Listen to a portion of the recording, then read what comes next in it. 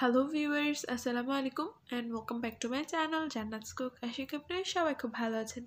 তো প্রতিদিনের মতো আজকে আরও একটি নতুন রেসিপি ভিডিও নিয়ে চলে আসলাম আপনাদের সাথে শেয়ার করার জন্য। আজকে আমি আপনাদেরকে তৈরি করে দেখাবো ক্রিসপি অনিয়ন রিং ফ্রাই। তো আশা করি আপনাদের কাছে ভালো লাগবে। আর এটা বানাতে যেমন ইজি, খেতেও কিন্তু অসম্ভব মজাদার। আশা করি ভালো লাগবে। তো চলুন কথা না বাড়িয়ে আজকে ভিডিওটা স্টার্ট করা যাক। এখন এখানে একটা মিক্সিং বোলে আমি নিয়ে নিয়েছি প্রায় 1 কাপ পরিমাপ ময়দা।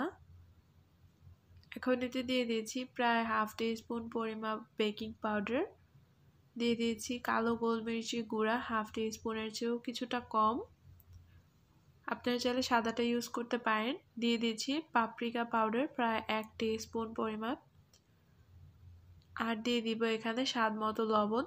আর যদি আপনাদের হাতের কাছে পাপরিকা পাউডারটা না থাকে সেক্ষেত্রে লাল মরিচের গুঁড়াও ইউজ করতে পারেন। এখন এই শুকনো উপকরণগুলোকে খুব ভালো করে একসাথে মিক্স করে নিতে হবে।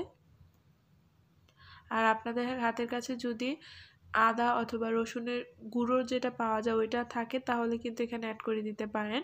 তো আমার কাছে কিন্তু ওইগুলো ছিল না, তাই আমি ডিমের সাথে অ্যাড করব। তো ওইগুলো মিক্স করে নেওয়া হয়ে গেছে। এখন এখানে আমি 2টা ডিম নিয়ে নিয়েছি, এতে দিয়ে দিয়েছি স্বাদ মতো লবণ, দিয়ে দিয়েছি গোলমরিচের গুঁড়ি, আর দিয়ে দিব এখানে আদা আর রসুন পেস্ট মিলিয়ে প্রায় হাফ টেবিল চামচ পরিমাপ। এখানে আমি বেশি পরিমাপ ইউজ করছি না, তাহলে কিন্তু এর একটা র ফ্লেভার থেকে যাবে, তো সেটা কিন্তু খেতে ভালো লাগবে না। তো এখন এটাকে খুব ভালো করে একসাথে মিক্স করে নিচ্ছি। তো অনিয়ন ফ্রাইটা করার জন্য এখানে আমি একটা বড় সাইজের অনিয়ন নিয়ে নিয়েছি, আপনারা চাইলে কিন্তু ছোট সাইজের অনিয়ন দিয়ে করতে পারেন। এখন এটাকে এরকম করে কেটে নিয়েছি মাঝখান থেকে, তো কাটাটা আর আমি দেখাতে পারিনি, এর জন্য এক্সট্রিমলি সরি। তো এখন এটার যে পার্টগুলো আছে ওগুলোকে আমি একটা একটা করে খুলে নিচ্ছি।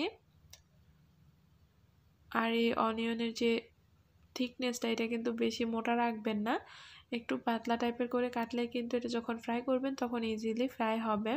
এখন সবগুলোকে আমি আলাদা করে নিয়েছি। আর এই মাঝের অংশটা দিয়ে কিন্তু আপনারা চাইলে ফেলে দিতে পারেন অথবা অন্য কোনো রেসিপিতে ইউজ করতে পারেন।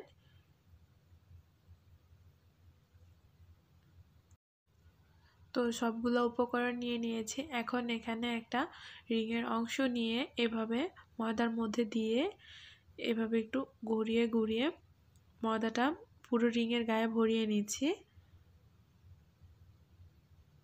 এখন এক্সট্রা ময়দাটা ঝরিয়ে এটাকে আমি ডিমের মিশ্রণের মধ্যে দিয়ে আবারও এটাকে একটু কিছুক্ষণ ম্যারিনেট করে নিব। এভাবে করে নেওয়ার পর এখন আমি ব্রেড ক্রাম্বসের মধ্যে এটাকে দিয়ে দিচ্ছি। তারপর ব্রেড ক্রাম্বস দিয়েও এটাকে খুব ভালো করে গড়িয়ে নিয়েছি। আর ব্রেড ক্রাম্বসটা কিন্তু আমি বাসায় তৈরি করেছি, এই রেসিপিও আমার চ্যানেলে আছে, আপনারা চাইলে ওইটা দেখে আসতে পারেন, লিঙ্ক ডিসক্রিপশন বক্সে দেওয়া থাকবে। এখন সেম প্রসেসে আমি সবগুলা করে নিব। আর এই রিং ফ্রাইটা করা কিন্তু খুবই ইজি, আর তৈরি করতেও কিন্তু খুব বেশি একটা টাইম লাগে না, খুব অল্প উপকরণ দিয়ে তৈরি হয়ে যায়। তো এই তো সবগুলা কিন্তু তৈরি করা হয়ে গিয়েছে। এখন এটাকে আমি প্রায় হাফ অ্যান আওয়ারের জন্য নর্মাল ফ্রিজে রেখে দিব, যাতে করে উপরের কোটিংটা খুব ভালো করে সেট হয়ে যায় আর এটা খুব ক্রিস্পিভাবে ফ্রাই হয়। তো এখন একটা প্যানে আমি প্রায় ডুবো পরিমাপ তেল দিয়ে দিয়েছি, আর তেলের পরিমাণটা এমন হবে যাতে করে রিংগুলা ফুলভাবে একদম ডুবে থাকে। এখন তেলটাকে মাঝারি আঁচে গরম করে নেওয়ার পর এতে আমি একটা একটা করে রিং দিয়ে দিয়েছি, আর এগুলাকে আমি ফ্রিজ থেকে নামিয়ে সরাসরি ভেজে নিচ্ছি, যাতে করে এর উপরের যে কোটিংটা আছে ওইটা খুবই ভালোভাবে ক্রিস্পি থাকে এজন্য। আর একবারে অনেকগুলো দিতে যাবে না, তাহলে কিন্তু খুব ভালোভাবে ফ্রাই হবে না।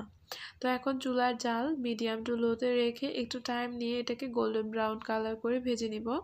আর চুলার জালটা কিন্তু বেশি বাড়িয়ে ভাজা যাবে না, সেক্ষেত্রে কিন্তু উপরের কালারটা খুব তাড়াতাড়ি চলে আসবে আর ভেতরের অনিয়নটা খুব ফ্রাই হবে না। তো এই তো প্রায় 2 থেকে 3 মিনিটের মতো সময় নিয়ে আমি এটাকে 2 পিঠ উল্টে পাল্টে ভালো করে ভেজে নিয়েছি। এখন এগুলাকে আমি তেলটা ঝরিয়ে উঠিয়ে নিচ্ছি। তো এই তো খুব অল্প সময়ে কিন্তু আমি তৈরি করে নিয়েছি ক্রিসপি অনিয়ন রিং ফ্রাই। তো আশা করি আপনাদের কাছে ভালো লেগেছে, আর ভালো লেগে থাকলে অবশ্যই ভিডিওটাতে একটা লাইক দিতে ভুলবেন না। আর আপনারা কিন্তু এরকম একটা রেসিপি বিকালে চায়ের নাস্তা অথবা সাইড ডিশ হিসেবেও নিতে পারেন, খুবই ভালো লাগবে খেতে। আর এটাকে আমি সার্ভ করেছি মায়োনিজের সাহায্যে। আপনারা চাইলে কিন্তু টমেটো ক্যাচাপের সাথেও কিন্তু এটাকে সার্ভ করতে পারবেন, খেতে অসম্ভব মজাদার লাগে। আশা করি ভালো লাগবে আর বাসায় অবশ্যই ট্রাই করবেন। আজকের মতো আপনাদের কাছ থেকে এখানে বিদায় নিয়ে নিয়েছি। আল্লাহ হাফেজ।